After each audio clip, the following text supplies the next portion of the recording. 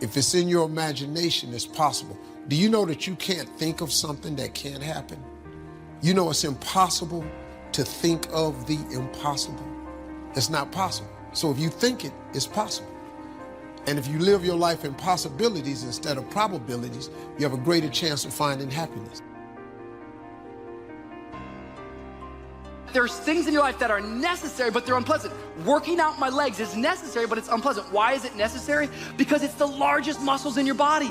See, what you learn is it's this thing called unintended consequences. You don't know what type of fight you gotta face on Tuesday. You don't know what your boss is gonna come and say on Friday. But thank God you've been putting in some work on the interior life that when you need to fight, you got some strength.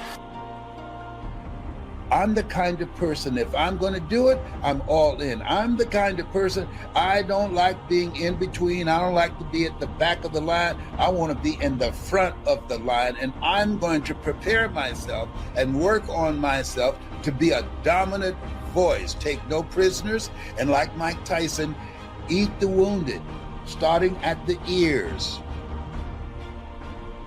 Carefully consider how you live. So live wisely, not foolishly. Make the most of your time, because these are difficult, evil days. You need to have a routine. Now, when you're stuck at home, it's so easy to slip into sloppiness. I want you to write this down right now, okay? Write this down. Routine develops resilience.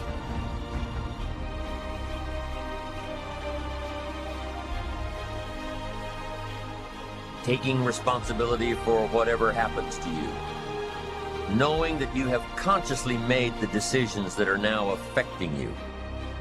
Knowing that what is happening now, today, is the direct result of your activity, what you did yesterday. Self-reliance is basically counting on yourself. Now, being self-reliant doesn't mean you can't work with others or trust others.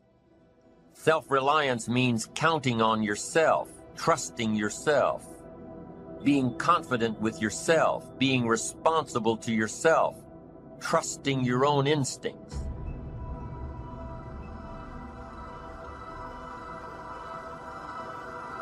Trusting the conclusions that you have developed from your study of experiences and philosophies. Taking the credit that is due you. Learning from the mistakes that you have made, being self-reliant. Gestalt psychologists give an example of being self-reliant. They say,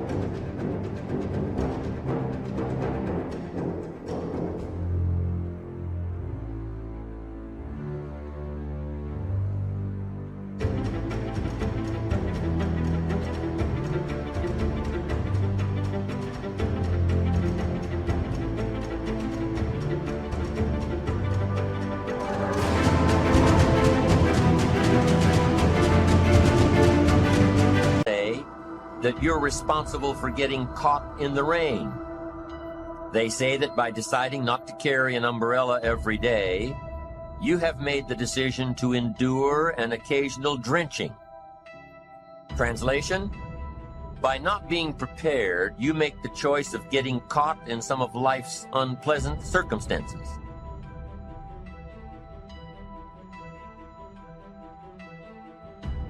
I've been riddled with self-doubt. That creeps up all the time in our lives. Am I enough? Am I good enough? Do I deserve this? These are two of the most chaotic things that the adversary can do to us, or that we do to ourselves in our own minds, is to get ourselves doubting, to get ourselves discouraged, because you can't win when you doubt, and you can't win when you're discouraged.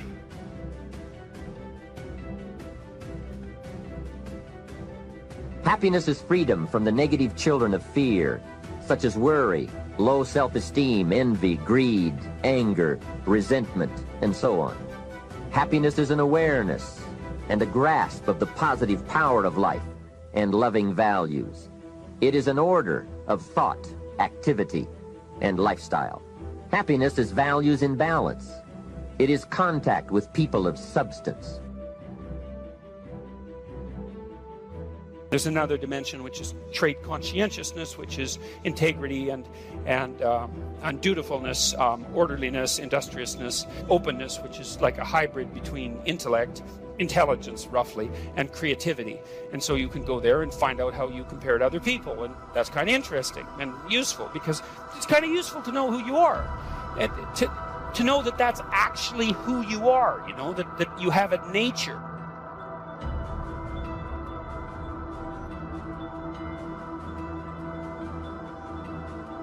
Be they rain, failures, economic losses, relationship losses, professional losses, personal losses. By not being prepared, thinking ahead, it's your choice. Now here's the other side of it. By being prepared, you increase your chances of success. You increase the likelihood. By being prepared, you increase your chances of success, of seizing opportunities when they come your way, of being ready within yourself to take advantage of once-in-a-lifetime situations. Some people tend to blame others for their mistakes, blame others for their failures. Somebody says, it's not my fault the report isn't done. So-and-so didn't do their part. Of course it's your fault. It's your report too. It's your responsibility to see that everyone you delegated work to does their part. Now, you can't control what others around you do, but it's in your own best self-interest. You're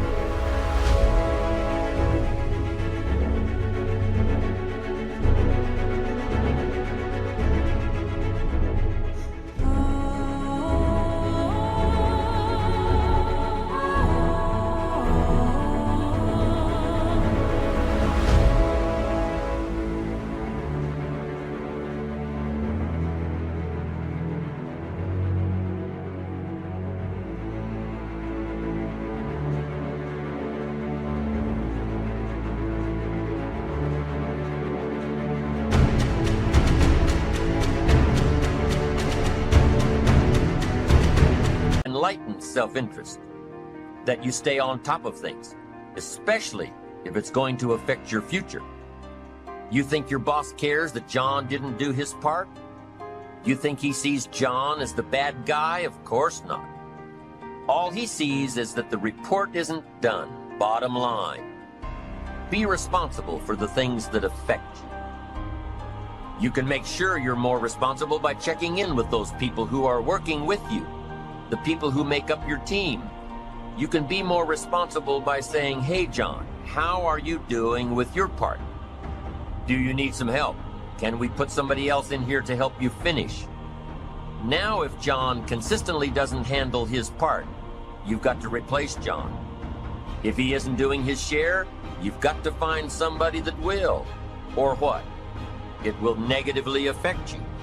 You can't wake up in the morning that the project is due hoping and wishing that John has done his part. No, you've got to be responsible because it's going to affect your career too. Now, my approach to my better future very early on in my career was to just go through the day with my fingers crossed. And I used to say something like, I sure hope things will change for the better. Then here's what I found out. They're not going to change. Somebody says, well then, how will my life ever change? Answer, when you change. When you change, when you get better, it'll get better. If you change, it'll all change. Don't put it on someone else. Hope that someone else will change it for you. You have to be honest with yourself and truthful with yourself. And I think a lot of times what it is for me, I was expecting things from people that I wasn't giving to people. And so that's very selfish, you know? So I had to look at myself and say, you know what, this part of my personality needs to be changed. It needs to be fixed. So it's that reality that you have to have with yourself, and that truthfulness, and not knowing that it doesn't make you weak by admitting these things. It doesn't make you less by admitting these things.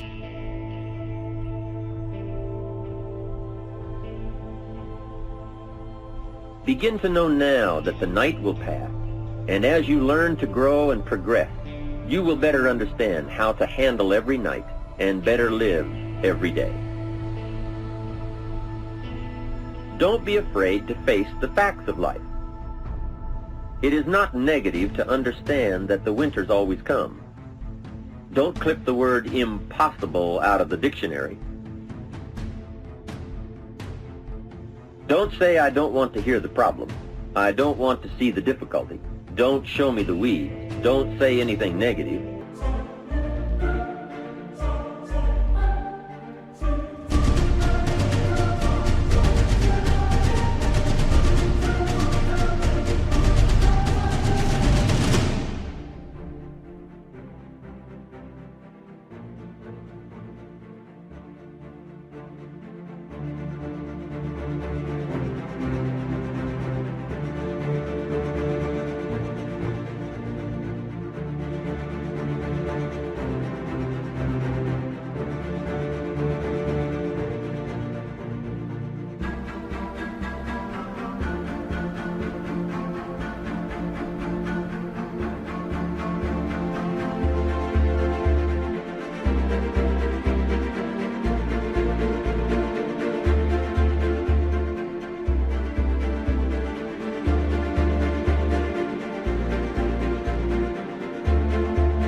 Only see the positive, that's foolish. There is a thin line between positive thinking and kidding yourself. And remember, there's also a thin line between faith and folly.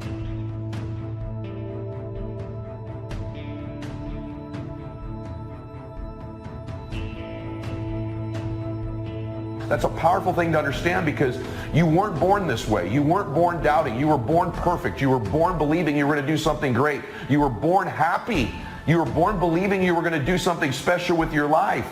As a baby, I promise you, you had no negative self-talk. You had no negative self-doubt. These are external sources. It's so important to know, because those thoughts aren't really who you are.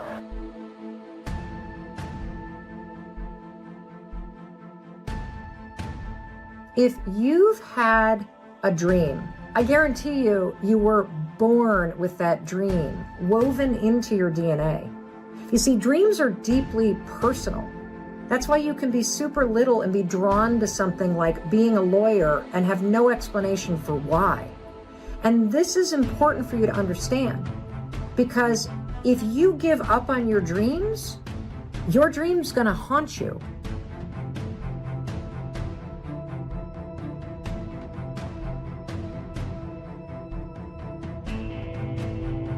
Take responsibility for yourself. Take personal responsibility. You can't change the circumstances or the seasons or the wind, but you can change your reading habits. You can change whether or not you go for the skills, burn the midnight oil, turn yourself around, multiply your value by 2, 3, 5, 10. That you've got charge of. That you have control of. You don't have control of the constellations, but you've got control over whether or not you go to night school, take adult classes, learn some new skills. You have control over that. And if you don't, that's your fault. You've got to take personal responsibility. You've got to be self-reliant. You. Nobody else can change your life, alter your ambitions, pave a golden road for you. But you can. It's up to you. Be responsible for yourself. Learn to reap the harvest without complaint. This is a sign of growing maturity. And here's where it comes from: taking full responsibility. Take full responsibility for everything you do. Be responsible to yourself. It's your crop. Whatever your paycheck is, take full responsibility. You say, well, it's my employer. No, it's not your employer. You can become twice.